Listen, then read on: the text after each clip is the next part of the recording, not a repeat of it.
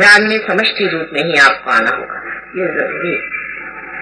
चाहे महीने में एक बार ही आए, लेकिन जहाँ 7 लोग बैठते हैं वहीं बैठ करके ध्यान करना चाहिए। चाहे आप एक अपना छोटा ग्रुप बना लें जहाँ आप हफ्ते में एक बार मिल सके और एक बार बड़े ग्रुप में मिले, क्योंकि मैंने आपसे बताया था कि ये विराट का कार्य, जैसे शरीर का एक एक अंग प्रत्यंग जो है उसको जागना है। जितना जागरूक होता जाएगा वैसे वैसे दूध चलते जाएगा। आप लोग जो घर में बहुत भी ध्यान करते रहे, मेरे आने के बाद आप जानते हैं कि आप लोगों ने पाया कि कुछ प्रगति नहीं है, लेकिन यहाँ 6-7 आदमी जो रोज आते थे और ध्यान करते थे उन्होंने बहुत प्रगति कर।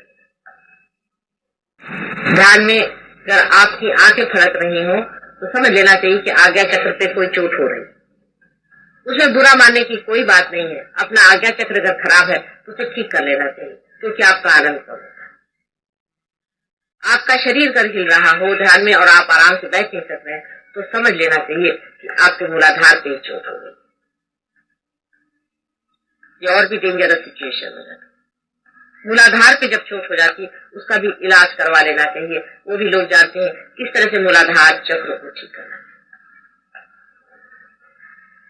जानने को तो आप लोग मेरे लेक्चर सुन सुन के सब शास्त्र जान रहे, लेकिन मैं देखती हूँ कि जो लोग थोड़े ही दिन पहले आए हैं वो आप लोगों से कभी कभी बहुत जोरों में जल्दी आगे बढ़ जाते, क्योंकि ये पढ़ाने लिखाने की बात है। ये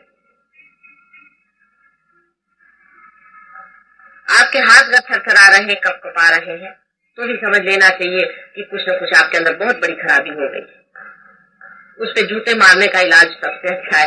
कल एक साहब आपने देखा होगा कि वहां कहने लगे माता जी मैं एकदम जड़ हो गया, फिर मेरे सामने आके यूं करने लगे। उनसे मैंने पूछा तुम्हारे गुरु कौन है, तो कहने लगे कि भागवत साहब है पूना में। तो मैंने कहा वो क्या करते हैं, कहने लगे उन्होंने एक स्पिरिचुअल वो बनाया हुआ है, साई स्पिरिचुअल सेंटर, और वो उन्होंने मुझे दीक्षा दी। मैंने कहा दीक्षा क्या दी, ये हिलने की दीक्षा दी। कहने मैंने 16 साल में बीमारियां उठाई, मेरी नौकरी चली गई, ये हो गया वो। मैंने कहा तुम्हारे अक्ल नहीं है, पर तुम्हारे गुरु है तो तुमको ऐसा होना नहीं चाहिए। कितने रुपए दे, अभी तक 5-6 हजार रुपए दे चुका हूँ सेंटर। मैंने कहा अच्छा 5-6 हजार रुपए से दे करके सारी बीमारियां तुमने अच्छे से मोल ले ली। फिर उसको भूत को उसके जो भागवत साहब थे उनको जूते मारे, और वही जो दूसरा उनका सेंटर था उसको भी जूते मारे, तब उनका हाथ ठहरा और ठीक। ये तो आप ही के सामने कल हुआ था, बहुत से लोग वहां। उनसे साफ साफ बात कर लेनी चाहिए कि आपको कोई ना कोई गुरु है, आपके अंदर कोई ना कोई बाधा है, आपके अंदर कोई ना कोई गलत है, उसमें कोई बुरा मानने की बात नहीं।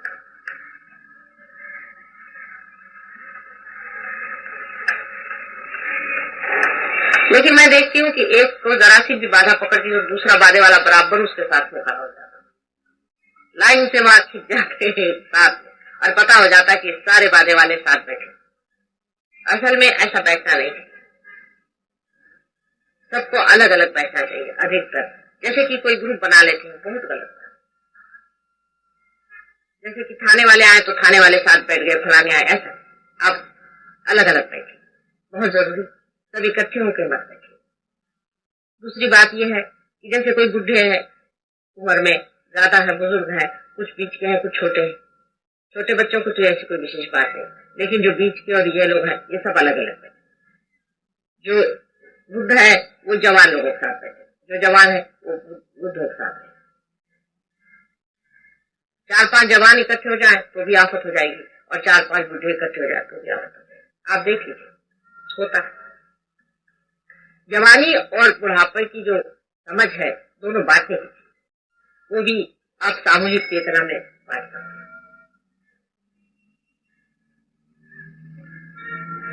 बड़ों को समझदारी चाहिए, विजडम चाहिए, जरूरी है। बहुत वाइज होना चाहिए, बड़प्पन चाहिए, बड़ा दिल चाहिए, और छोटों को मान्यता चाहिए, बड़ों का मानना चाहिए, और छोटों में एक्टिविटी ज्यादा होनी चाहिए। बड़ों बड़े आदरणीय हो तो उनका आदर होगा, तो बड़ों को आदरणीय होना चाहिए और छोटों को बड़ा का आदर करना चाहिए। अनादर तो वैसे भी एक सहयोगी का दूसरे सहयोगी से करना है, क्योंकि आप लोग सब देवता स्वरूप, ये सब आप ध्यान में समझ सकते हैं। आपसी बातों से, दूसरों के बारे में आंतरिकता से अगर आप सोचे तो आप फौरन समझ लेंगे कि अरे भाई उनका तो ये आज्ञा चक्र पकड़ा है इसीलिए ऐसा होता है, अरे भाई उनका तो हृदय चक्र पकड़ा है इसीलिए ऐसा होता है, इसीलिए स्वर ठीक से नहीं निकल रहे। आपको बुरा नहीं लगेगा, दूसरे को भी बुरा नहीं लगेगा, लेकिन बुरा लगना यही बहुत बड़ी बाधा है। मेरी भी बात का लोग बुरा मानते हैं तो फिर औरों का क्या? मेरी कोई भी बात का बुरा नहीं मानना चाहिए। मैं आपके बिल्कुल हित के लिए सारा काम करती हूँ, यह आप जानते हैं। कोई भी बात की चर्चा होते वक्त ये देखना चाहिए कि हम सिर्फ यही चर्चा कर रहे हैं ना कि हमारी कुंडलिनी कहाँ है, हम कहाँ जा रहे हैं, कैसे उठ रहे हैं, बाकी सब चर्चाएं व्यर्थ। हम धर्म में कहाँ तक जागरूक हो गए हैं, हम धर्म के अंदर कितना पा रहे हैं, कितना आनंद परमात्मा का लूट रहे हैं, यही अनुभव आपस में बताना है और इसी को आपस में जानना है। और बाकी सब व्यर्थ है, बाकी सब चीजों में मौन ही बेहतर चीज।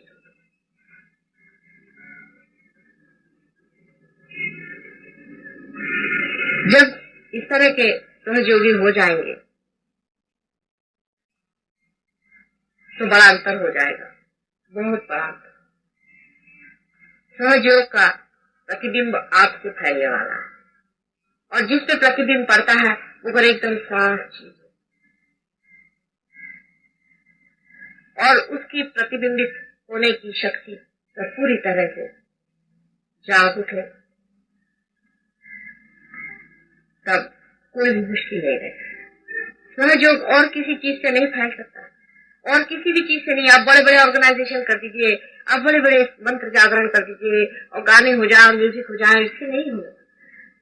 इन सब चीजों से कुछ भी नहीं होने वाला है।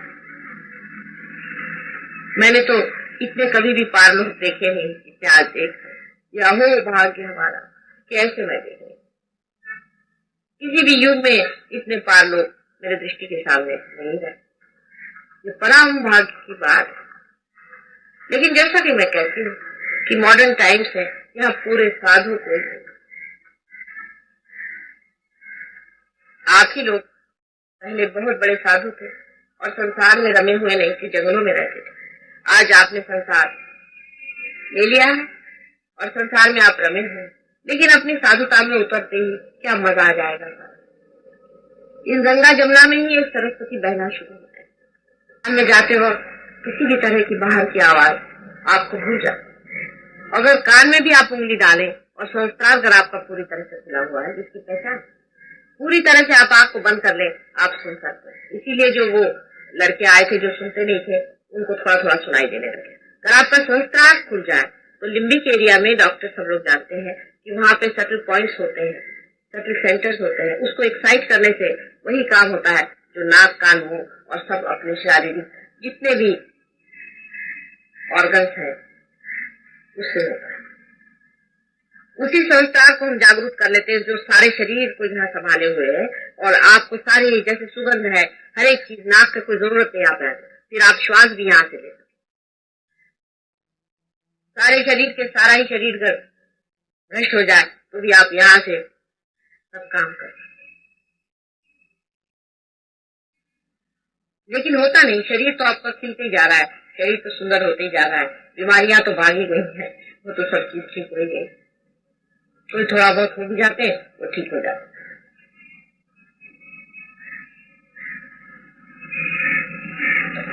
लेकिन ध्यान में बढ़ने के लिए एक गुण बहुत जरूरी है, बहुत ही जरूरी है। उसको कहते हैं इनोसेंस, भोलापन। एक छोटे बच्चे का इनोसेंस है। इसीलिए आपने देखा है कि छोटे बच्चे फट से पार जाते, चालाक लोग, कनिंग लोग, अपने को जो बहुत होशियार समझते हैं वो उसको परमात्मा कहता अच्छा तो अपनी होशियारी दिखाते हैं, वो नहीं पाते। पूर्णतया इनोसेंट होना कोशिश करनी चाहिए। किसी को दुख देना भी, किसी को तकलीफ देना भी इनोसेंस के विरोध। इतनी मरी हुई खोपड़ियों के ऊपर बैठ करके क्या हम इनोसेंट हो सकते? किसी के हृदय में चोट लगे वो आदमी इनोसेंट नहीं। इनोसेंस का मतलब ये होता है कि फूल के जैसी खिली हुई चीज जो सिर्फ दुनिया को सुगंध दे, किसी को भी तकलीफ या दुख देना नहीं चाहिए।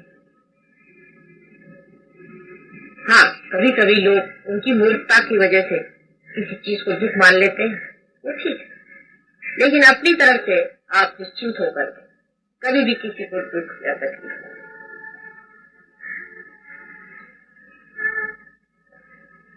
आपके पास तो इनोसेंस का स्विच है नहीं।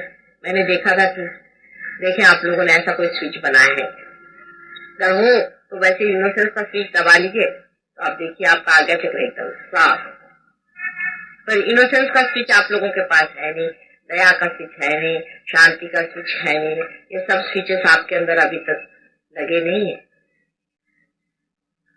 पहले आप सब अपनी देवता जगा दीजिए अंदर में जो बैठे हुए हैं, फिर उसके बाद एक एक सारे सबके स्विच भी लग जाए।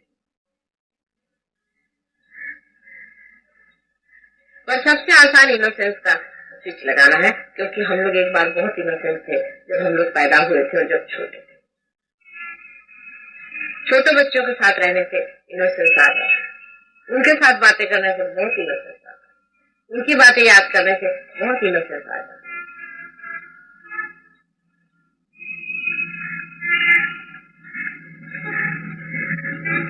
जो लोग इनोसेंट हो जाते हैं वो परमात्मा के राज्य के अधिकारी हो जाते हैं। ध्यान में सिर्फ आप ये अपनी ओर विचार करें कि मेरा मन इस वक्त में कौन सी चालाकी में लग रहा है, गधे जैसा महामूर्खता का कार्य कर रहा है, इतना बस देखें। या अपने विचार निर्विचारता, यही इनोसेंस है।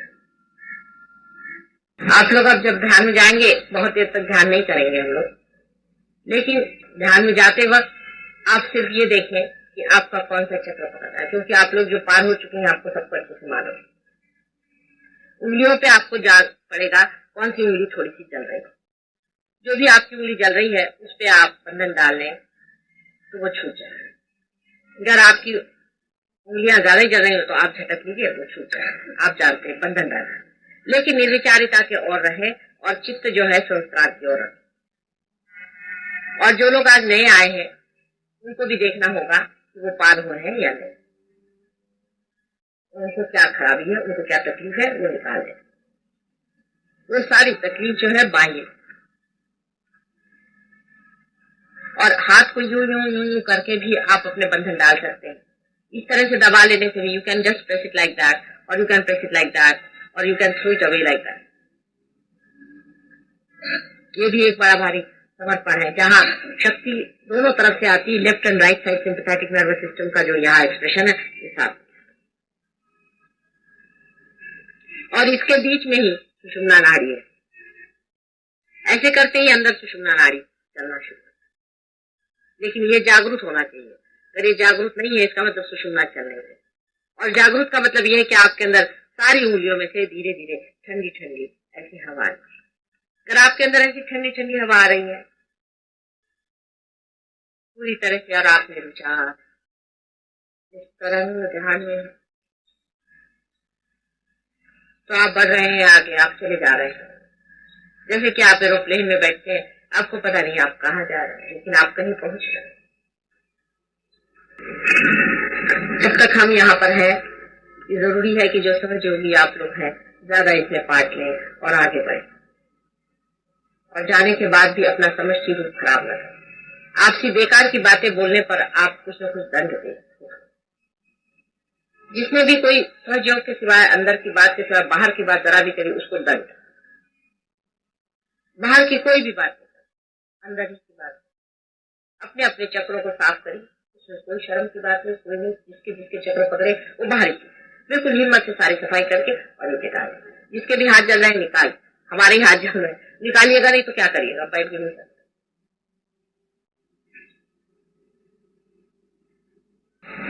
और भी तरीके आप जानते हैं बहुत सारे ध्यान में अपने को सफाई करने के। इसमें कोई बुराई की बात नहीं है, अगर मैं किसी से कह दूं कि आप पानी में पैर डाल के बैठिए और इस तरह से निकाले, इसमें कौन सी बुराई की बात है? इसमें क्या बुरा मानने की बात? कितना पागलपन है, किस बात पे लोग बुरा मान जाते हैं। वो सुनते माता जी ने क्या कर दिया, आप कोई बड़े भाई सेंट है, यानी बड़े भाई सेंट तक ये काम करते हैं, आपको बता दें। जैसे मैंने कबीर दास जी के लिए कहा कि दास कबीर जतन से, कबीर दास जी भी अपने लिए कहते कि मैंने जतन से उड़ी भाई, जो कि इतने महापुरुष थे। फिर आपको इतना बुरा मानने कौन सी बात हो जाती है? जरा सा किसी से कहा कि एक मटका लेके आओ, बुरा मानते, फिर इतना बड़ा बड़ा मटका लेके आते।